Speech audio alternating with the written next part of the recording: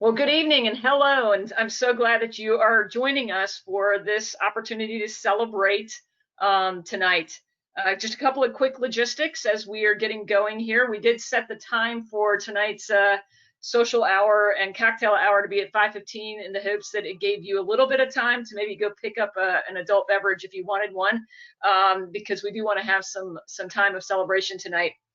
We've got a good number of folks on the line, and we're excited about that. And so we have put everybody on mute just to kind of keep the background noise down.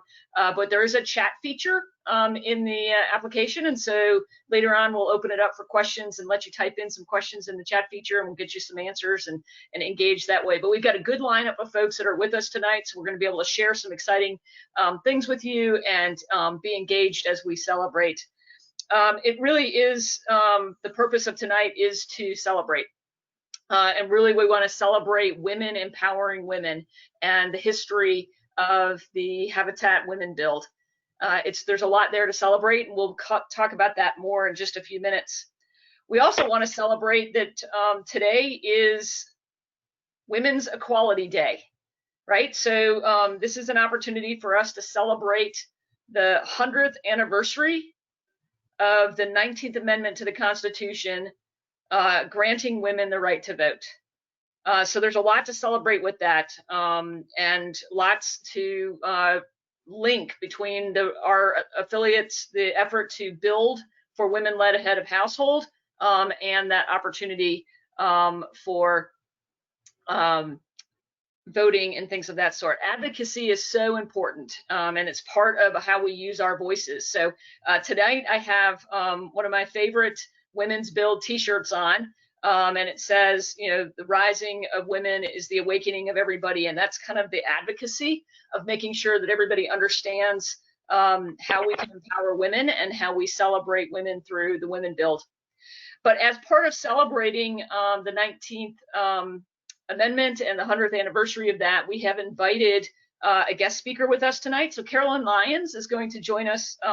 She is a board member for the League of Women Voters, but equally as important as that, or more important, she's a volunteer with Habitats and has built with us, and we are excited to invite her to be with us tonight and share a little bit around this celebration of the 19th Amendment. So Caroline, can you join us? Hello, can you hear me? Yes, absolutely. All right, great. Very good. Thank you. Thank you so much for inviting me to speak tonight. It's an honor. And as you mentioned, I am a Habitat volunteer as well. So it's kind of nice for me to bring two of my passions together on one occasion.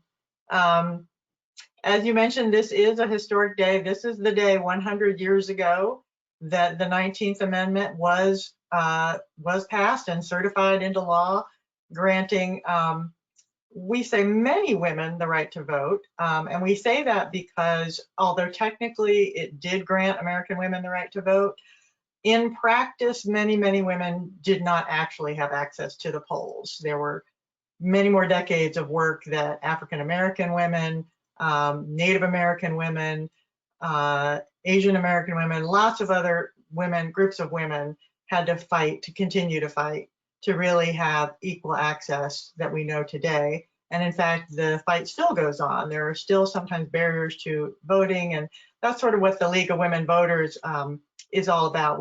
We are here to encourage everybody to learn as much as they can and to be as educated as they can, and to ensure access to the polls in every election, to have the confidence and the knowledge and everything, all the tools they need to be able to participate fully in the democracy. And one thing that a lot of people don't really realize is that the League of Women Voters is actually a direct descendant of the American Women's Suffrage Association. The National American Women's Suffrage Association, once the amendment passed, transitioned into the League of Women Voters. So it is also the League of Women Voters 100th anniversary, and we're very excited about that this year. We, like I said, have been around for 100 years now. We are now also open to men, so it's not just women voters. We are, anybody who is over 16, male or female, is welcome to join. And Our goal again is to just encourage everybody to participate as fully as they can in our democracy. And so one of the things that is very important to us is promoting our online voter guide tool, Vote 411. I believe, Alex, is there a slide about Vote 411? I'll talk about it. This is an initiative that the National League of Women Voters Education Fund started in 2006, and it is a website which just this year won a Webby Award for outstanding website. And it's what we call a one-stop shop, one-stop shop for voters. You can access this website and gather personalized voting information, find out where you vote, how you vote, are you registered, how can you get registered. If you're a first-time voter, it's got a first-time voter checklist, which is a wonderful thing. I just recently learned that the Carolina Panthers have started an initiative trying to help people vote, and a lot of the players are actually admitting that they have never voted before. This may be their first time voting in this election.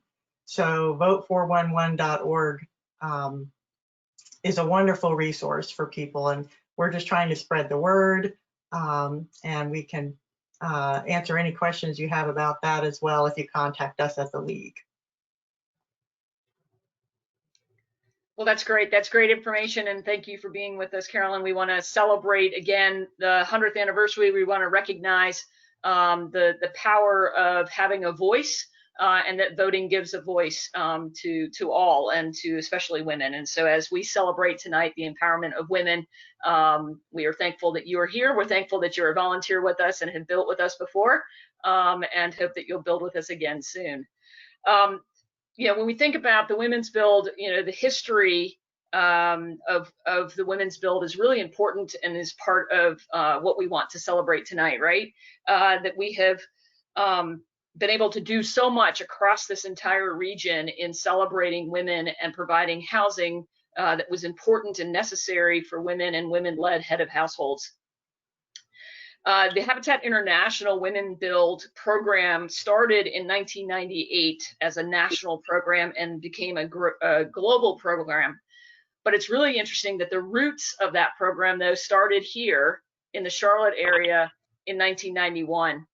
It was a small special group of 3 women that really had this radical idea of building a home for a woman-led head of household by women. And that story and that energy grew, and it became this big global movement. But it started all here in 1991, and so we celebrate that every year and respect the history. So 91 it started, 98 it became a Habitat International program. It's been spread across the globe. In 2003, it's exciting that Lowe's signed on as the national partner for Women Build, and really helped to spark the growth of it across the country. In 2016, so I joined Habitat in 2014 and knew that we had a special anniversary coming up quickly, so we started planning right away for the 2016 25th anniversary build, which was a great celebration. And really helped us honor the past. And then in 2019, just last year, Lowe's and Habitat came together to really concentrate our celebrations of empowering women into the International Day of the Woman in March of every year. And so it's been a great journey and path as we think about how this has grown locally, nationally, and then globally. And part of celebrating our history, we want to share a quick video. So it'll tell the story a little bit better than I can and share a little bit more around that history.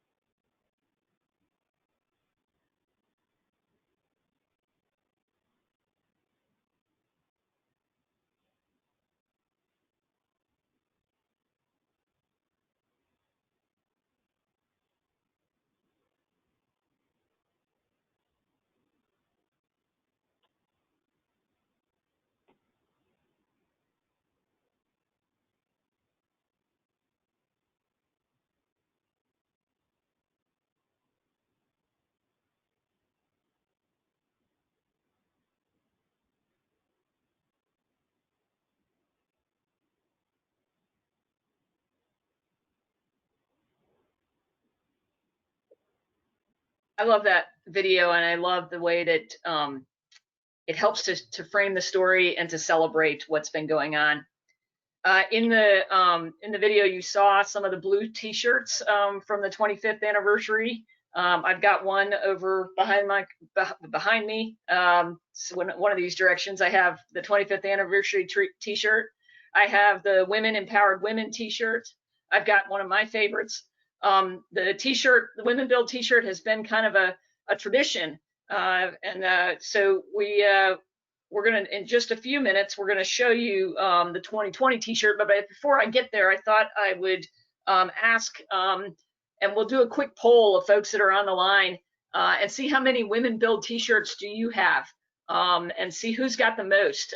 So I think we've got a poll that's going to pop up. If you can give us your vote, let us know how many T-shirts you might own from Women's Build activities. How many years have you been able to collect T-shirts?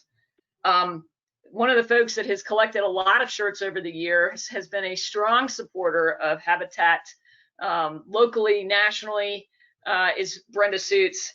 Brenda must have an unimaginable number of Women's Build T-shirts. So I wanted to see also if there's a chance that Brenda's with us and can share a little bit about her favorite T-shirts, her Women Build T-shirts, and how do you store all of your T-shirts, Brenda?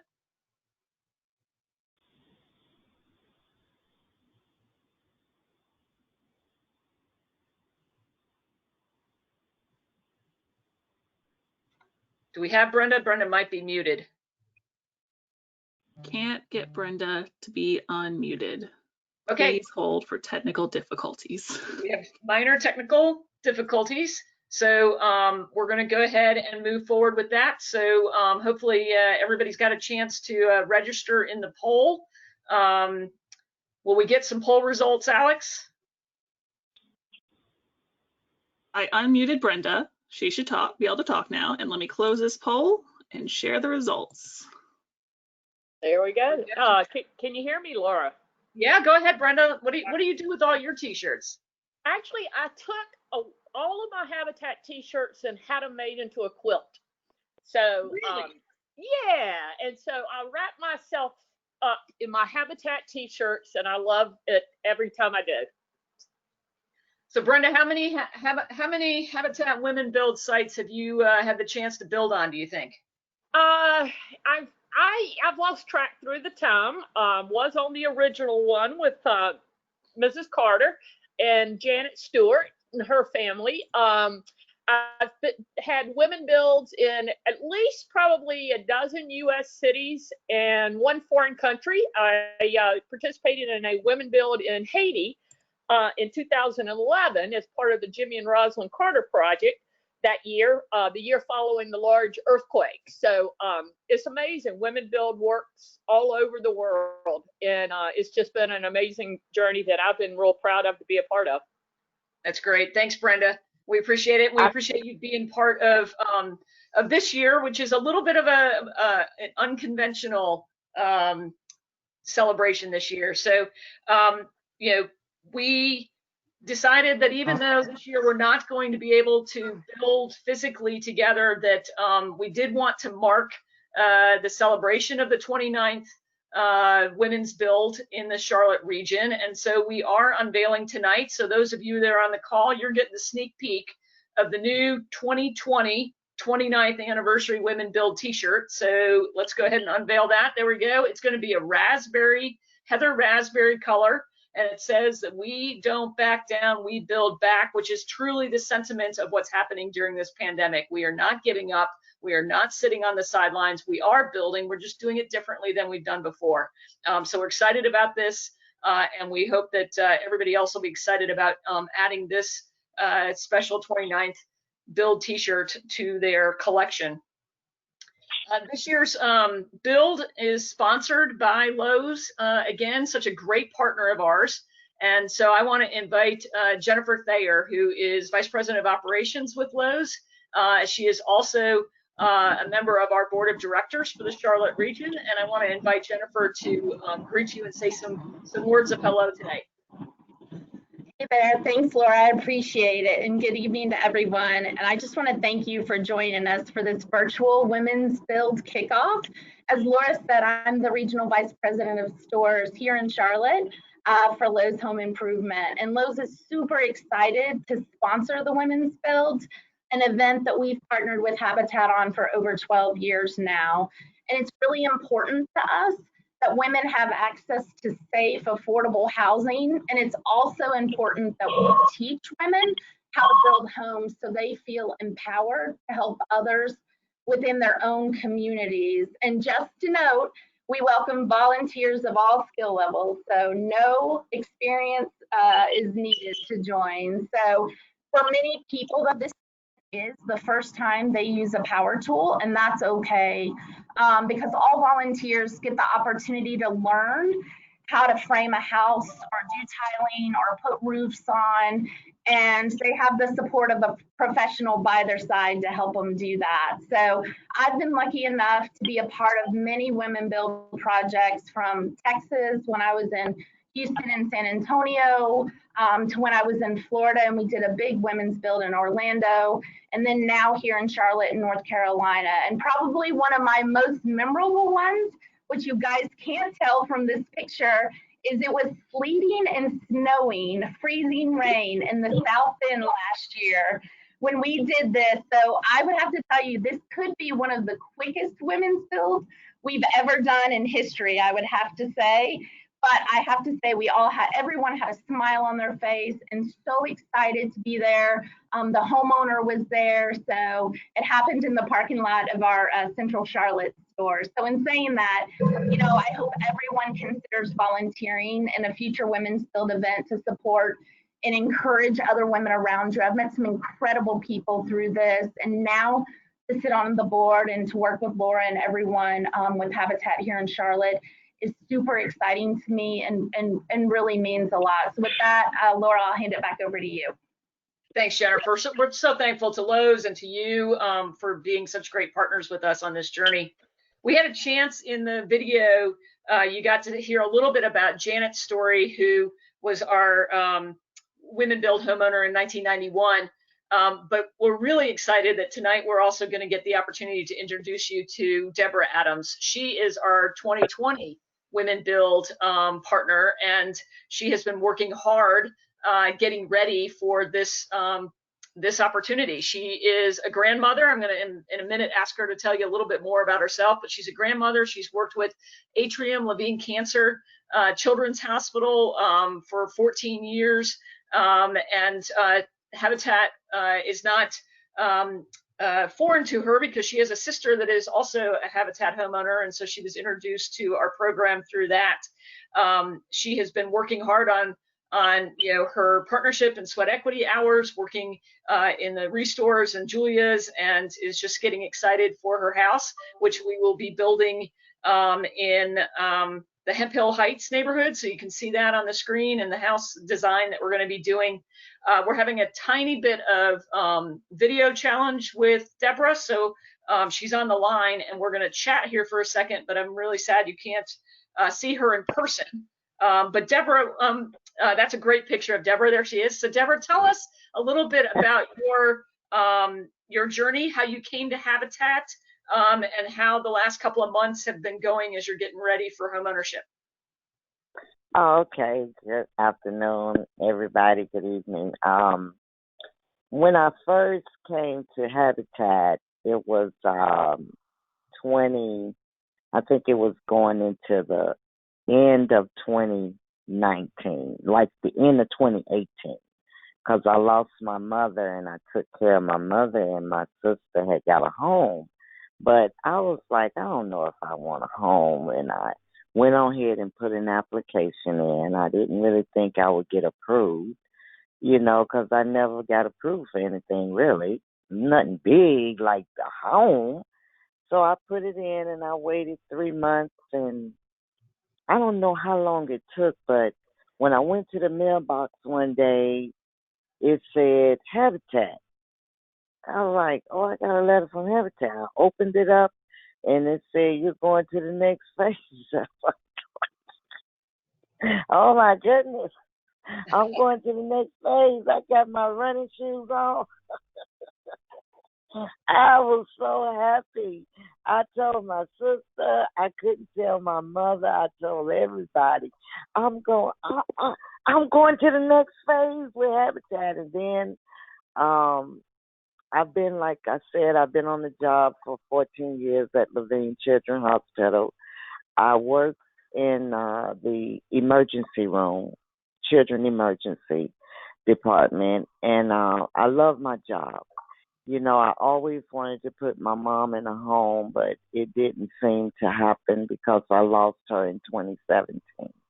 So after a year of that, it was around October, somewhere longer than there, because I went back to work in December, and I really wanted to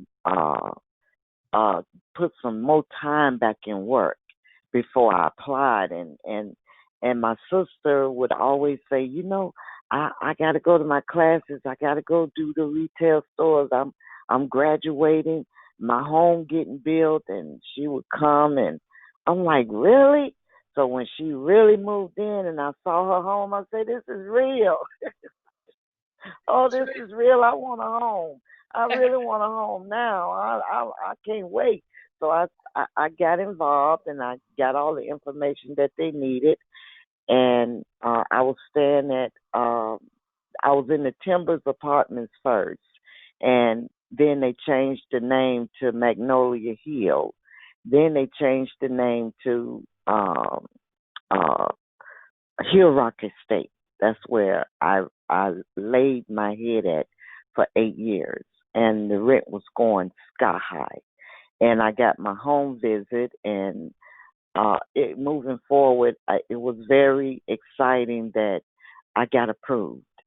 And they said, Deborah, now you're going to start your classes. And I started my classes, and I got to meet people. And then next thing you know, I started working in the stores. And I was like, wow, I've been to Wendover. I love working at the Wendover store. I've worked the cash register. I've worked in the store where I decorate stuff and move stuff and try to sell stuff. Then I worked at the Wilkerson, and now I'm also been at Julie's bookstore, and you know the people, the nurses at the hospital, they are saying that they want their day, and the people work with me in my department, environmental. They want their day to come out and bill. So my director in the emergency room said, Deborah, Monica was like, I don't care what you need. I'll bring a truckload. That's great. That's So great. they're, It's so nice to they're see ready. it's coming. It's And coming to be a reality, and it's going to be real. Tell me what you're most excited about in the idea of moving into a new home. oh my gosh. For me to move into a new home, it's like mind blowing. It brings tears to my eyes, right? Just saying that, because I ain't never had no home in my name. I ain't never had a home to say that's mine. And I got a 3-bedroom home. I'm in a nice neighborhood, and it's mine. And Habitat helped me get this. I just can't believe I'm gonna turn my key and open my door, and I got a big house, and I can't believe that Habitat chose me. I can't thank Habitat and God enough. It just it's mind blowing. I just can't believe that I was chosen to do the video. I was chosen to do this video over the phone, and the women want to help me build my home. And I just can't believe I'm getting a home. I went over there. I go over there all the time, and I can't wait to see my grass grow. I can't wait to look out my window. I can't wait to drive in my driveway and sit on my porch and thank God for a 3-bedroom house through Habitat. I just can't believe. I can't thank God enough. I just can't. I can't. I mean, it would. I would never thought this would happen for me. In my wildest dreams. I can't wait to cook in my house, sleep in my bed in my house. I just can't believe this Deborah, is beautiful. we're so excited to partner with you. We really are. And you know, you have worked hard. You have worked your whole, you know, career and are ready for this. And so we're excited to partner with you. You need to know that women all over this community, while we can't see each other right now, they're lifting you up and they are supporting you, and they are so excited to hear your journey and to follow along as your house gets built and as you move in. So thank you for being with us today, and we'll celebrate with you as we go forward. You know, I think, you know, the hard part for all of us on the line today is knowing and loving Women's Build, and really wanting to participate and wanting to get out and build. Like for me, you know, I love the home construction piece of it. I love getting out and being able to swing the hammer and do siding or roofing or whatever needs to be done. And so it's hard for us to think about this 2020 build is not going to be a physical build, but there are ways that you can partner. So everybody on this line, I want you to know that there are several ways that you can support the 2020 unconventional women build. The first, you know, the first is really that you would keep Deborah and her family in your minds and in your hearts and in your prayers, and keep that energy going, and keep a good thought for her and a good thought for the Habitat staff and subcontractors that are going to be out building the house with and for her. Two other ways that I want to talk about that you can support the 2020 Women Build. One is through fundraising. I would be remiss if I didn't mention fundraising. And the second is advocacy. So first, as an individual or as a group, you can support the Women Build financially. You can do that with a personal gift. And there's going to be an email coming out as a follow-up to this time together that will share with you some links on how it's easy for you to make a personal gift. We'd also invite you, if you are inclined, to gather some of your friends and put a challenge out there. You can do that. You can see, you know, we've got the technology. You could put a goal out there. You could invite other people to support the Women Build as well by putting together a fundraising page. That helps you to advocate, which is the second way that I really wanted to make sure that I mention around fundraising. You can advocate for Women Build by talking about Habitat, by emphasizing how important it is that women-led head of households have access to affordable housing. The disparities in homeownership for women-led head of household, and especially families of color, is challenging. And so being an advocate and talking about Women Build and letting other people know that you care about this issue and that you support Habitat and Women Build would be great. So you'll be getting an email on, you know, kind of 10 ways to be an affordable housing supporter, advocate, and voter. So you can, linking back to the voting rights that we started this conversation on, how you can be an informed voter, how you can be informed about the needs for affordable housing in this community. You should, in the chat box, have seen a post around a text to give. So if you're inclined right now, while you're online, to make a gift, you can text to Women Build 21 and make a gift there. And again, there'll also be an email coming out. Now, as we start to wrap up our time together tonight, I don't want to fast forward too quickly past the 2020 build, but I do want to spend just a second looking ahead to 2021.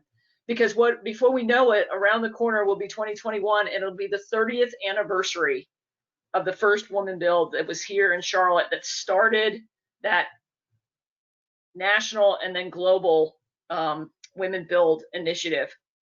And so as we start looking to the 30th year and the 30th anniversary year, there's other ways that we want to keep you engaged on what's going on, and we want to hear from you. So first is we're going to have kind of an initial Women of Habitat affinity group that's going to be created, and that will be a group that can continue to learn about what's happening in affordable housing, the role of women in advancing that, how to be volunteers, how to be philanthropists. And so look for more information as we get into our planning for the 30th anniversary. And if you'd like to join us in that Women of Habitat group, we would love to have you join us.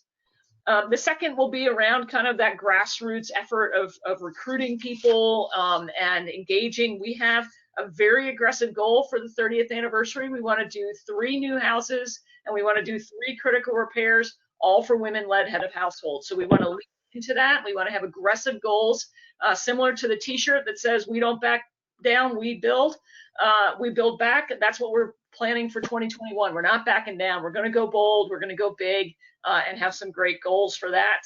And so one of the things that we're going to start doing is start playing around with what should the theme of the 30th anniversary be? How should we celebrate that?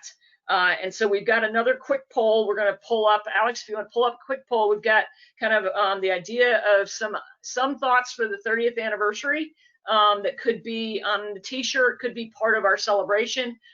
We're also very open to other ideas. So this is just to kind of get your juices going on a theme. And so if you want to vote for, if you like Build Like a Girl, you can't knock a woman off a pedestal she built herself, or the Eleanor Roosevelt quote, you must do things you think you cannot do. So if you like any of those, give that a vote so we know, and that'll start informing some of what we're doing and planning for the 30th anniversary. So we've got lots that we're doing right now to celebrate Deborah and the 2020 build, but we're also kind of teeing up and pivoting and getting ready to celebrate that 30th anniversary next year. So that kind of wraps up some of our prepared remarks. I would invite anybody that's got a question about Women Build or Habitat, Charlotte region, anything that's going on. If there's anything, I want to take this opportunity that while we're together, if you've got a question or anything that I can tell you about, you can go ahead and chat and put that in the chat box, and I'd be happy to respond to any questions you may have. There we go. We got the poll back. We've got good feedback and actually pretty close voting, but the number one coming in is, you can't knock a woman off a pedestal she built herself. So interesting idea there, and we might be able to lean into that a little bit more as we plan for the future. Do want to make sure that you do remember and take advantage of all the resources that are at vote11.org also, that Caroline shared with us at the top of the show. Any questions, anything I can answer for anybody about what's going on? I don't want to hold up anybody for the rest of their evening. So I will invite Allie Somerville to join me on the presentation here. Allie is the board chair for Habitat Charlotte region this year, and I have been thrilled and excited to be able to partner with Allie. She may need to turn her camera on if her camera is working. Allie, I can't see you. I'm working on it. There we go. There we go. There's Allie. Great. So I've asked Allie to say a couple of words and close us out in this evening and this social time together. I'm so thrilled you are all here to join us. Thank you for being part of this unusual 2020 Women Build. Allie? Thanks, Laura. As we talked about it, no celebration of women would be complete without a toast at the end of our meeting. So I just want to give a toast to the women of the past. There's our big shoes to fill, and a toast to the women of the present, that they continue to be our inspiration. And here's to the women in the future, and may they live into all of our aspirations. So here's to 29 years and 30 upon 30 upon 30 more. Cheers. Cheers. Thanks, everybody.